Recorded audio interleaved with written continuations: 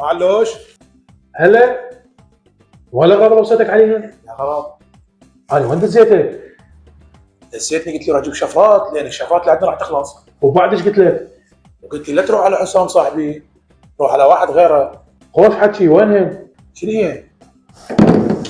الشفرات هيها مين جبتهم؟ من حسام صاحبك. انا مو قلت لك تجيبها من حسام؟ اسمع خلي اشرح لك. رحت على محل يبيع جميع ادوات العناق. خوش، ليش ما اشتريتها من عنده ورحت اشتريتها من حسام؟ بس خلي اكمل لك. دخلت على صاحب المحل قلت له عندك شفرات حلاقه؟ اي وش قال لك؟ رد علي بكل تواضع وادب واحترام، قال لي ايه موجودات بس بالمخزن. حلو، خوش حكي. عفته ورحت على حسام. ليش عفته ورحت على حسام؟ علاوي مو طريقته بالكلام خجلتني، ما ردت اتعبه ويروح للمخزن. هسه انت ايش عليك بطريقه كلامه؟ جيب اللي وصيتك عليه وها هي. مو علاوي انت تعرف شيء وانا اعرف شيء. لا اله الا الله يا اخي، شفرات حسام تعبانه ما اقدر اشتغل بيها. علاوي انت اصلا ما يعجبك العجب. اني ما يعجبني العجب؟ اي ما يعجبك العجب. هاي انت مو اول مره تسوي هيك. تتذكر سويت بيها لما دزيت نجيب مناشف؟ مسحت بكرامتي قاع. لان المناشف حضرت جنابك اشتريتها ب 100,000 وهي ما تسوى 1000 دينار.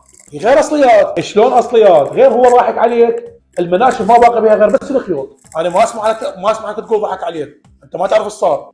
صار بالله. دخلت ثاني على محل يبيع مناشف. زين علي هذا المحل مخصص لبيع المناشف. خوش، يعني ما تلقى عنده غير بس المناشف. المهم مختصر. رحت عليه قلت له اخوي بلا زحمه انتم تبيعون مناشف؟ اي هو ايش قال لك؟ ما قال لي شيء، بس قاعد يباوع عليه من فوق لجوا. تنتظر يقول لك؟ لو اني بمكانه اعطيت لك برا. المهم قلت له تعال انطيني ايش عندك مناشف. زين. المهم اختارت لي كم منشفه، كان هو ما يقبل يعطيني اياها من البدايه. ما قبل يعطيك اياها بالبدايه، ليش؟ يا معود يقول لي ما اقبل اعطيك اياها. والله شنو بضاعه تلفانه. حبيبي صدق تحكي؟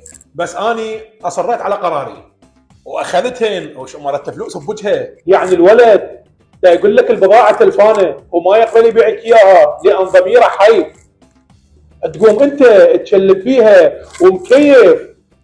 ومكيف حضرة جنابك اصريت على قراري. علي مو اني اعرف شيء وانت تعرف شيء. ايش تعرف انت؟